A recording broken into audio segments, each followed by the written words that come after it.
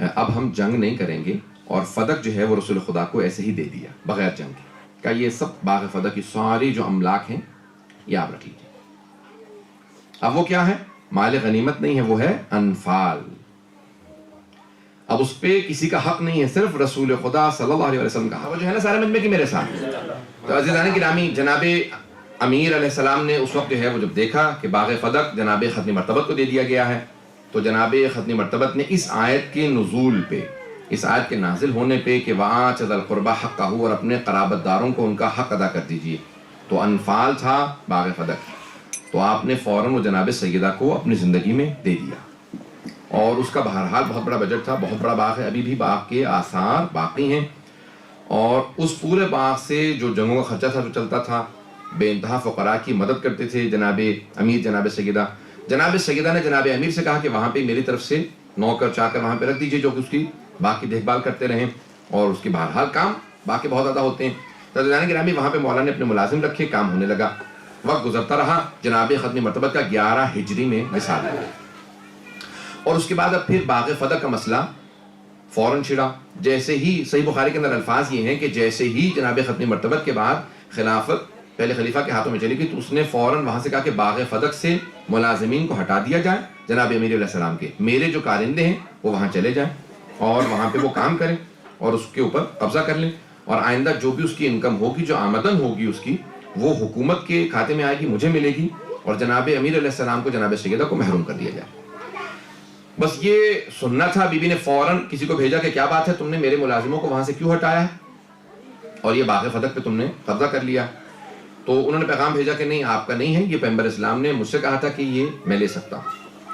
بس پھر be be نے سب کو جمع کیا، اور پھر باقاعدہ ایک خواتین کا جھرمٹ، قریش کی جو جتنی بھی وہ بنی ہاشم کی خواتین تھیں، قریش کی جتنی بھی مسلمان خواتین تھیں، سب کو جمع کیا، کہا کہ میں اپنا حق مانگنے کے لیے جانا چاہتی ہوں۔ عزیزان گرامی، ابھی میں نے پوری تمہید باندھی، اس سے میں آگے بڑھنا چاہتا ہوں کہ یہاں جناب سیدہ سلام اللہ علیہ نے سب کو جمع کیا، اور اب بحثیں یہاں پہ ایک تو ہے فے یا انفال کی، انفال یا فے، یہ دو اصطلاحات قرآن کے اندر، کہ وہ صحابہ کا نہیں ہے، صرف رسول خدا کا ہے، اور پیغمبر اسلام نے جناب سیدہ کو دے دیا۔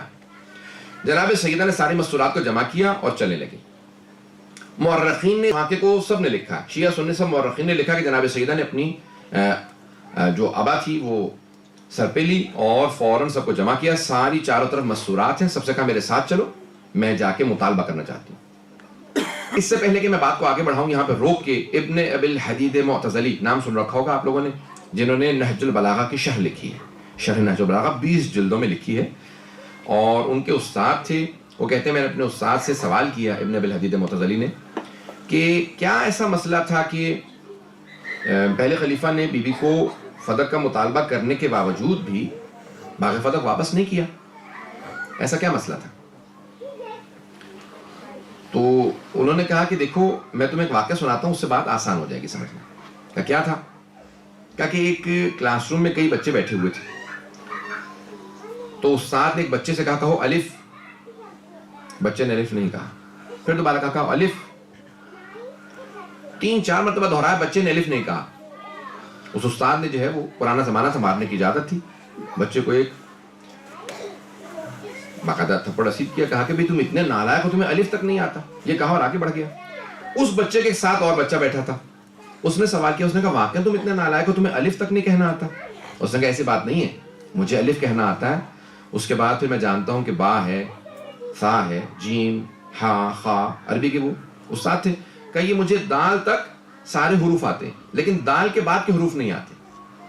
کہا تو تم نے الف کیوں نہیں کہا؟ کہا اگر میں الف کہہ دیتا تو وہ مجھے یہ تک لے کے جاتا، پتہ نہیں توجہ ہے یا نہیں، کہ اگر میں الف کہہ دیتا نا تو پھر مجھے یہ تک جانا پڑتا، لیکن میں نے کہا میں الف ہی کو نہیں مانوں گا تاکہ بے کی نوبت نہ آئے، نہ بے کی نوبت آئے گی، نہ یہ پھر یہ کی نوبت آئے گی، کہ میں الف پہ رک گیا۔ عزیزان گرامی، ابن ابی الحدید معتزلی کہتا ہے کہ اس کے استاد نے کہا کہ جناب سیدہ نے اگر مطالبہ کیا نا فدق کا، اور پہلا خلیفہ کہہ دیتا کہ ہاں میں مانتا ہوں یہ آپ کا ہے، ہم نے غصب کیا تھا، تو عزیزان گرامی وہ کہتا ہے کہ یہاں پہ بات رکنے والی نہیں تھی، یہ بات شروع یہاں سے ہو رہی تھی، کہ جناب سیدہ نے صرف فدق کا مطالبہ نہیں کیا تھا، اگر کہہ دیتے کہ حسنین کے صدقے میں ہمیں دے دیجئے تو بی بی ویسے ہی صدقہ اتار دیتی، کا مسئلہ فدق کا نہیں تھا، جانتے تھے کہ یہاں سے شروع ہو رہا ہے، معاملہ شروع ہوگا، خلافت تک جائے گا، سارے معاملات کھلتے چلے جائیں گے، پہلی بات کو نہ مانو تاکہ آخری بات کی نوبت نہ آئے۔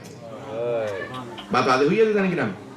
کہ اس لیے ہم نے پہلی ہی بات کو نہیں ماننا تاکہ پھر آخری بات کی نوبت نہ آئے۔ اب کیا مسئلہ ہوا؟ جناب سیدہ نے کہا نہیں، میں تاریخ میں ایسا نہ ہو کہ کوئی یہ کہہ دے جناب سیدہ نے مطالبہ نہیں کیا تھا۔ کہا کہ نہیں، میں تاریخ کے اوراق پہ یہ مقدمہ درج کروانا چاہتی ہوں۔ اب میں اس پورے مقدمے کو، خطبے کے چند جملوں کو پیش کرنا چاہوں گا آپ کے سامنے۔ یہ ساری میں نے تمہید باندھی ہے۔ اب آئی ہیں جناب سیدہ، دربار میں برقع لے رکھا ہے، چاروں طرف مستورات ہیں، بی بی نے سر پہ ایک عبا ہے، ہاتھ میں اپنے بابا کا عصا ہے، اور بی بی چلتے ہوئے آئی ہیں کہ ایک مرتبہ مسجد نبوی کے اندر اب اس پورے مقدمے کو پیش کریں۔ اور آنے کے بعد بی بی نے کہا کہ قرآن کے اندر، بی بی نے پہلے حمد باری تعالیٰ بجا لائیں اور کہا کہ تمام تعریفیں اللہ کے لیے ہیں، اور الحمدللہ علی ما الہما، اور اس خداوند متعال کی تمام تعریفیں کہ جس نے ہر چیز ہم پہ الہام کی ہے، وہی ہم پہ بھیجی ہے، جتنی نعمتیں اس نے آل محمد کو عطا کی ہیں کسی کو عطا نہیں کی ہیں۔ عزیزان گرامی، حمد باری تعالیٰ بجا لا رہی ہیں، لیکن اس کے اندر بھی فضائل اہل بیت کو واضح کر رہی ہیں۔ عزیزان گرامی، وہاں پہ بی بی نے ایک مقدمہ پیش کیا، اور اس کے بعد کہا کہ اس خداوند متعال نے جب ہر طرف ظلمت تھی، تاریکی تھی، چاروں طرف کفر ہی کفر تھا، شرک ہی شرک تھا، اس خداوند متعال نے میرے بابا کا انتخاب کیا۔ کہا اے محمد، جاؤ جا کے میری توحید کا دنیا کے اندر پرچار کر دو، سب کو تعارف کروا دو کہ میں کون ہوں۔ کہا کہ اس تاریکی کے اندر ایک نور نمودار ہوا، اس نور کا نام محمد مصطفیٰ تھا، حبیب خدا تھا۔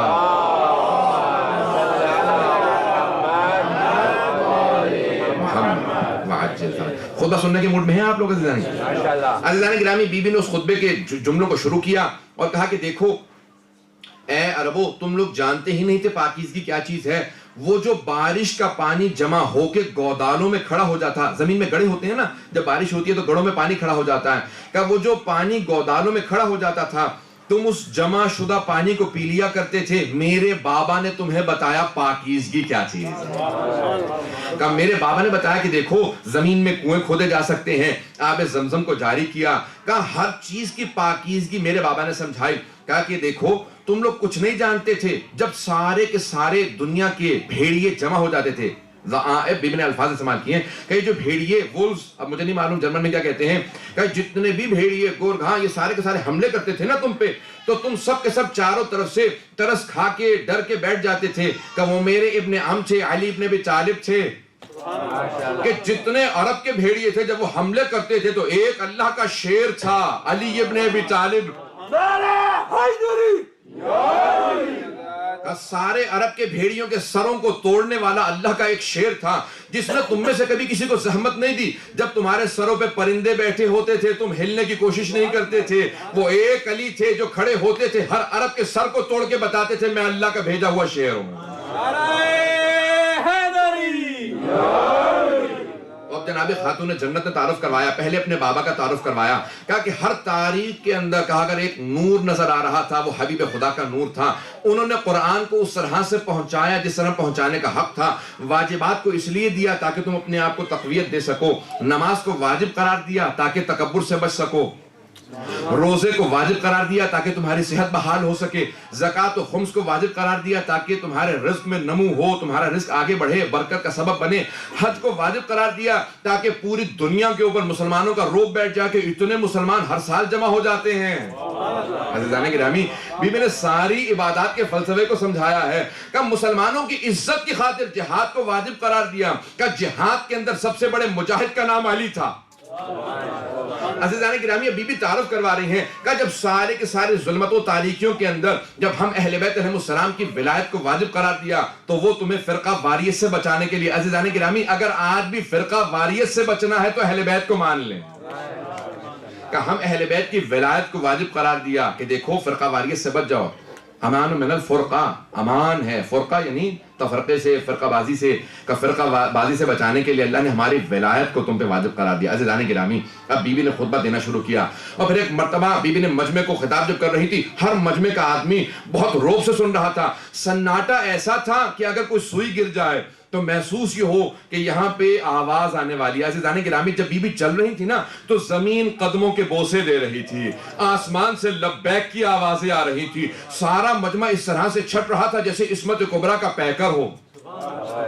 جیسے ہی جناب خاتون جنت مسجد نبوی میں آئے تو سارے مجمع پہ ایک روب طاری تھا، نگاہیں زمین پہ گڑی ہوئی تھی، محسوس یہ ہو رہا تھا میدان محشر میں اللہ نے بلوایا۔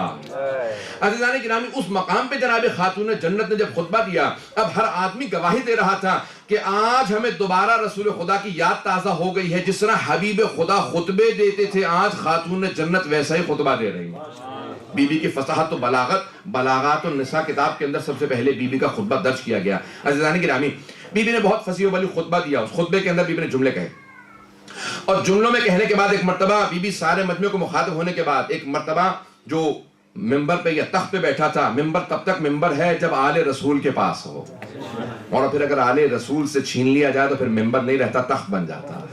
عزیزان گرامی، بی بی نے فوراً تخت کی طرف رخ کیا اور ایک مرتبہ مخاطب ہوگا، یبن ابی قحافہ۔ عزیزان گرامی، عجیب انداز ہے، 18 برس کا سن ہے بی بی کا، لیکن خطبے کا انداز یہ ہے کہ کائنات کی ملکہ کلام کر رہی ہے۔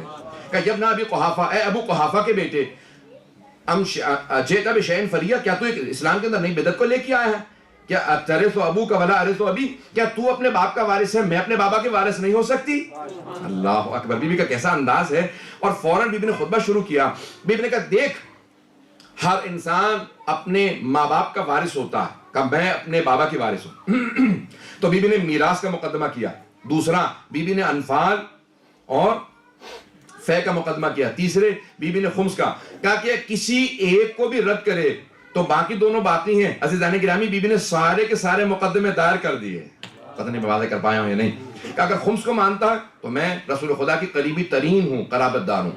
اگر فے اور انفال کو مانتا ہے تو رسول خدا نے اپنی زندگی میں مجھے دے دیا، باقی فدق۔ اور تیسرے، اگر میراث کو مانتا ہے تو اپنے بابا کی صرف میں ایک وارث ہوں۔ اگر اور بیٹیاں ہوتی تو وہ بھی کہتی کہ ہم بھی موجود ہیں۔ عزیزان گرامی، کسی اور کا نہ بولنا اس بات کی علامت ہے کہ جناب خاتون جنت صرف ایک ہی وارث تھی۔ صلوات پڑھیں محمد وعلی محمد۔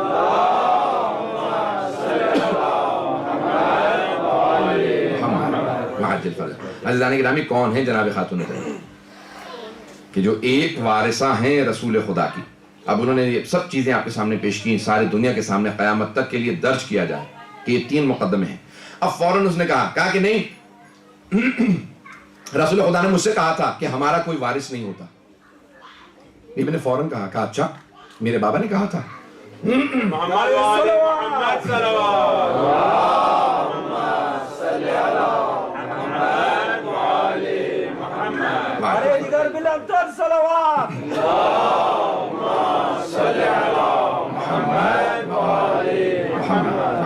عزیزان گرامی، بی بی نے فوراً کہا کہ آیا ہر مومن اپنے باپ کا وارث ہے تو پھر میں اپنے بابا کی وارث کیوں نہیں؟ کیونکہ آپ کے بابا نے مجھ سے کہا تھا کہ نحن معاشر الانبیاء لا نرث ولا نورث یا نورث، ہم قوم انبیاء نہ کسی کے وارث ہوتے ہیں نہ ہمارا کوئی وارث ہوتا۔ توجہ ہے مجھ میں کہ میرے ساتھ؟ اب اس نے جواب یہ دیا، کہا کہ نہ ہم کسی کے وارث ہوتے ہیں، نہ نبی کسی کا وارث ہوتا ہے اور نہ ہی نبی کا کوئی وارث ہوتا ہے۔ بی بی نے کہا کہ تو ہر بات پہ مجھ سے گواہ مانگتا ہے، تو ہر بات پہ کہتا ہے کہ گواہ لے کے آئیے، یہ آپ کی میراث ہے، گواہ لائیے، یہ آپ کا ہے، گواہ لائیے، مکان آپ کا ہے، گواہ لائیے۔ بی بی نے کہا تو یہ بتا، یہ جو ابھی تو نے میرے بابا سے منسوب حدیث کہی ہے، تیرے پاس کوئی گواہ ہے؟ اس نے کہا نہیں، میرے پاس کوئی گواہ نہیں، مجھے رسول خدا نے تنہائی میں کہا تھا۔ پتہ نہیں بات پہنچ رہی ہے کہ نہیں پہنچ رہی ہے؟ عزیزان گرامی، میری کئی مرتبہ بحث ہوئی، میں نے بہت سے لوگوں سے پیش کیا اس بات کو، کہا کہ نہیں وہ اپنی جگہ پہ صحیح تھے، بی بی اپنی جگہ پہ صحیح تھی۔ میں کیوں؟ کہا بی بی اپنی میراث مانگ رہی تھی، ان کا حق بنتا تھا، اور وہ بھی صحیح تھے کیونکہ پیغمبر نے ان سے کہہ دیا تھا۔ عزیزان گرامی، اگر معاذ اللہ پیغمبر نے کہا ہوتا تو ان سے کہنے کی کیا ضرورت تھی؟ بی بی سے کہہ دیتے میراث مت مانگنا، قیامت تک کے لیے سارے شیعہ پیچھے پڑے رہیں گے۔ پتہ نہیں بات واضح ہو رہی ہے یا نہیں ہو رہی؟ تو جس سے متعلق تھا ان کو بتا دیں آپ کی میراث نہیں ہے، یہ ہمسائے والوں کو بتانا میرے بچوں سے حق چھین لینا۔ یہ نہیں سوچتے کہ پیغمبر پہ حق جا رہا ہے، یہ کہنا کہ تم حق چھین لینا اور ان سے نہیں بتا رہے کہ حق مت مانگیے گا۔ تو کہا کہ نہیں، مجھ سے پیغمبر نے کہا تھا، بی بی نے کہا کوئی گواہ لے کیا۔ عزیزان گرامی، اس نے کہا میرے پاس کوئی گواہ نہیں ہے، رسول خدا نے تنہائی میں کہا تھا۔ تو ایک خاتون بولی بابا جان تنہا نہیں تھے، میں بھی پردے میں بیٹھی ہوئی تھی، میں نے سنا تھا۔ عزیزان گرامی، جس نے گواہی پیش کی، توجہ کیجیے، سارے مجمع کی توجہ ہو، جس نے گواہی پیش کی اسی نے کل اپنے باپ کے مرنے پہ کہا میرے بابا کو میرے گھر میں دفنا دو۔ کہا یہ رسول خدا کا گھر ہے، آپ کا نہیں۔ کہا میری میراث ہے۔ جو جناب سیدہ کی میراث کا انکار کرتے اپنی میراث کیسے مانگے؟ پتہ نہیں بات واضح ہے یا نہیں ہے؟ عزیزان گرامی کہا کہ میری میراث میں میرے بابا کو دفنا دو. کہا کہ تم نے تو کہا تھا بابا جان انبیاء کا کوئی وارث نہیں ہوتا. یہ آپ نے بالکل صحیح کہا, میں سن رہی تھی. عزیزان گرامی پھر اپنی میراث مانگنے کا حق نہیں رہتا. میں بہت آپ کے سامنے تفصیل سے پیش کر رہا ہوں, مقدمے کو سنتے جائیے گا. تو عزیزان گرامی جناب سیدہ نے کہا کہ تو گواہ لے کے آ.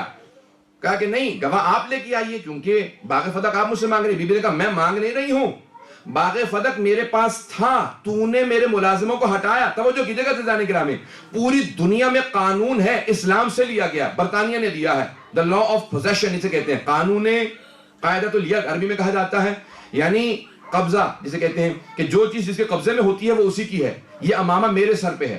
اگر کوئی آدمی کہے یہ امامہ میرا نہیں ہے اس کا ہے, تو مجھے گواہ کی ضرورت نہیں ہے. جو آدمی میرے خلاف کہے گا نا یہ امامہ اس کا ہے, وہ میرے خلاف گواہ لائے گا کہ امامہ اترواؤ یہ امامہ میرا. توجہ کیجئے گا عزیزان گرامی, اسے کہتے ہیں لا آف پوزیشن, جو چیز جس کے پاس ہے اسی کی ہے. دوسرا جو مقدمہ دائر کرے گا وہ گواہ لے کے آئے. بی بی نے کہا میرے نوکر ملازم وہاں کام کرتے ہیں, اگر تو کہتا کہ تیرا ہے تو تو گواہ لے کے آ, مجھ سے کیوں گواہ مانگتا ہے؟ اب تک ہمارے وہاں پہ نوکر کام کرتے رہے, 4 سال سے لوگ کام کر رہے ہیں, تو آج کہہ رہا کہ تیرا, تو تو گواہ لے کے آ. توجہ کیجئے عزیزان گرامی. تو اسے کہا نہیں میرے پاس گواہ نہیں, ہم نے قبضہ کر لیا, اب آپ گواہ پیش کیجئے. بی بی نے کہا کہ میں قرآن سے, میں تو بتا رہی ہوں کہ میں قرآن کے اندر آیا کہ اولو الارحام بعضهم بعض, یہ جتنے بھی رحم والے ہیں یعنی جتنے بھی خونی رشتہ دار ہیں وہ وارث ہوتے ہیں. کہ قرآن کی آیت ہے, میں قرآن سے تجھے دلیل پیش کر رہی ہوں. کہ نہیں لیکن حدیث موجود ہے رسول خدا کی کہ ہمارا کوئی وارث نہیں. بی بی نے کہا تو کیسا مسلمان ہے, میں آیت پیش کرتی ہوں تو اپنے پاس سے بنا کے حدیث لے آتا ہے. توجہ توجہ توجہ عزیزان گرامی, بی بی نے کہا میں آیت پیش کر رہی ہوں. کہا کہ نہیں میں اس مقام پہ تسلیم نہیں کر سکتا کیونکہ یہاں پہ ایکسیپشنل کیس ہے. توجہ کیجئے گا عزیزان گرامی. بی بی نے کہا کہ اچھا تو کہتا ہے کہ میرے بابا نے فرمایا, میں نہیں مان سکتی. کیوں؟ کیونکہ قرآن میرے بابا پہ نازل ہوا تھا, اور یہ حدیث جو تو نے ابھی گھڑ کے پیش کی ہے یہ قرآن کی مخالفت کر رہی ہے. توجہ توجہ توجہ, کہ قرآن کی مخالفت پیش کر رہی ہے. تو ایسا ہو ہی نہیں سکتا کہ میرے بابا قرآن کے برخلاف کوئی بات کہہ دیں. کہ میں تجھے قرآن سے آیات پیش کرتی ہوں جہاں وارث بھی نبی ہے, جس کا وارث ہے وہ بھی نبی ہے. وارثا سلیمان و داؤدا, قرآن کی آیت ہے کہ سلیمان داؤد کے وارث بنے. کہ داؤد نبی, سلیمان نبی, کہ جو وارث ہے وہ بھی نبی ہے, جس کا وارث ہے وہ بھی نبی ہے. پتہ نہیں بات پہنچا پایا ہوں یا نہیں. جناب داؤد نبی ہیں, جناب سلیمان نبی, دونوں باپ بیٹا ہیں. جناب داؤد والد ہیں, جناب سلیمان بیٹے ہیں. کہ تو کہتا ہے انبیاء کا کوئی وارث نہیں, یہ قرآن کی آیت ہے. اب جیسے آپ خاموش, پورا مجمع خاموش تھا وہاں پہ. بی بی نے کہا دوسری آیت سن. جناب زکریا دعا مانگ رہے ہیں جناب یحییٰ کے لیے, اور کہتے ہیں رب ہب لی من لدنک, پروردگارا اپنے پاس سے مجھے ایک وارث عنایت فرما, یرثنی و یرث من آل یعقوب. توجہ توجہ توجہ, کہا کہ پروردگارہ جو میرا بھی وارث ہو اور ساری آل یعقوب کا وارث ہو. جناب یعقوب نبی, جو جناب اسحاق کے بیٹے ہیں وہ نبی, جناب یعقوب, جناب یوسف نبی. کہ یہ سارے انبیاء تھے. یہ جناب یحییٰ ان کے بیٹے ہیں وہ بھی نبی, جناب زکریا نبی, جناب یعقوب نبی. کہ تو کہتا ہے انبیاء کا وارث نہیں, یہ سارے انبیاء کا وارث. عزیزان گرامی اس نے کہا کہ نہیں کوئی اور دلیل پیش کیجئے. بی بی نے کہا اچھا اگر تجھے گواہ چاہیے تو میں گواہ لے کے آتی ہوں. کہ گواہ کون ہے آپ کا, گواہ لے کے آئیے. اب سارے خاموش ہو کر سر جھکانے لگے کہ کہیں ایسا نہ ہمیں گواہ بنا دے. حکومت سے ٹکر لینا بہت مشکل کام ہے. عزیزان گرامی آج بھی لوگ کہتے ہیں کہ خاموش رہو, اپنے بچوں سے کہہ دیتے ہیں رشتہ داروں سے بیٹا خاموش رہو, حکومت کے خلاف مت بولنا, حکومت سے کون ٹکر لے گا. بی بی نے ایک مرتبہ اپنے سر کو اٹھایا, کہ گواہ پیش کروں. کہ ہاں گواہ پیش کیجئے. کہ ام ایمن میری گواہ ہے. جناب ام ایمن کے لیے کہا کہ یہ میری گواہ ہے. کہنے یہ خاتون ہے, ان کی گواہی آدھی ہے. جناب ام ایمن کھڑی ہو گئی. کہ تم نے سنا نہیں تھا پیغمبر نے کہا تھا ام ایمن میری ولادت کی گواہ ہے, اگر یہ گواہی دے تو گواہی آدھی نہیں پوری ہے. نعرہ صلوات, اللہم صلی علی محمد وآل محمد. بس یہ کہنا چاہا کہ نہیں مجھے تسلیم نہیں ہے. بی بی نے فوراً اشارہ کیا. بی بی نے کہا کہ دیکھ پھر میرے شوہر علی بن ابی طالب میرے گواہ ہیں. کہا نہیں شوہر کی گواہی بیوی کے حق میں قبول نہیں ہے. بی بی نے کہا تیرے پاس کوئی آیت یا حدیث ہے کہ شوہر کی گواہی قبول نہیں ہے؟ کہا شوہر کی گواہی کیوں قبول نہیں ہے, علی عادل ہیں, مرد ہیں. کہا کہ نہیں یہ شوہر ہیں. کہا ٹھیک ہے حسنین میرے گواہ ہیں. کہا یہ نابالغ ہیں. کہا رسول خدا نے جوانان جنت کا سردار بناتے ہوئے یہ نہیں سوچا یہ نابالغ ہے. جب انہوں نے کہا کہ الحسن والحسین سیدہ شباب اہل الجنہ، جب انہوں نے کہا کہ جوانان جنت کے سردار ہیں، انہیں خیال نہیں ہے کہ ابھی نابالغ ہیں، جب بالغ ہوں گے شہادت ہوگی تب جا کے بنیں گے، انہوں نے کہا ابھی ہیں۔ جب ابھی سردار ہیں تو پھر گواہ کیوں نہیں ہیں؟ عزیزان گرامی، یہ بی بی کا مقدمہ ہے، جناب خاتون جنت ہے۔ بی بی نے کہا یہ دونوں میرے گواہ ہیں، تاکہ مجھے آپ کی گواہیاں قبول نہیں ہیں۔ بی بی نے ایک جواب دیا، بی بی نے کہا پھر گواہ رہے، میں سارے مجمع کو گواہ بنا کے کہتی ہوں، میں اسی مقدمے کو روز قیامت دوبارہ پیش کروں گی، اور اس وقت مقدمہ خود خدا کی بارگاہ میں ہوگا، والزعیم محمد، اور میرے بابا میرا مقدمہ لڑنے والے ہوں گے، تو بتا تو کہاں کھڑا ہوگا؟ اللہ اکبر۔ یہ جناب خاتون جنت، یہ خاتون جنت کلام کر رہی ہیں۔ عزیزان گرامی، اس انداز سے بھی میں نے مقدمے کو پیش کیا، ہر آنکھ میں آنسو تھا، ہر افراد، ہر آدمی وہاں پہ لرز رہا تھا۔ عزیزان گرامی، آنکھوں میں آنسو تھے، پاؤں لرز رہے تھے، کسی کے اندر جرت نہیں تھی کلام کر سکے۔ جب بی بی ہم کلام ہوتی تھی خود وہ خاموش ہو جاتا تھا، اس کی جرت نہیں تھی کہ راستہ روک دے۔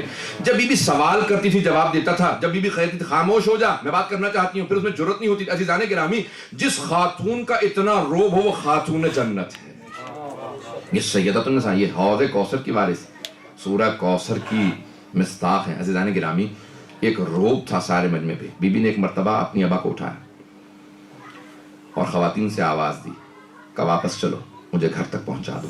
وہ جو چاروں طرف خواتین کھڑی تھی نا، وہ سب رو رہی تھی۔ جب بی بی نے آواز دی نا کہ مجھے گھر لے چلو، تو مورخین کہتے ہیں کہ مستورات بتا رہی تھی کہ بی بی کے دونوں ہاتھ مستورات کے کاندھوں پہ تھے اور پاؤں زمین پہ خط کھینچ رہے تھے۔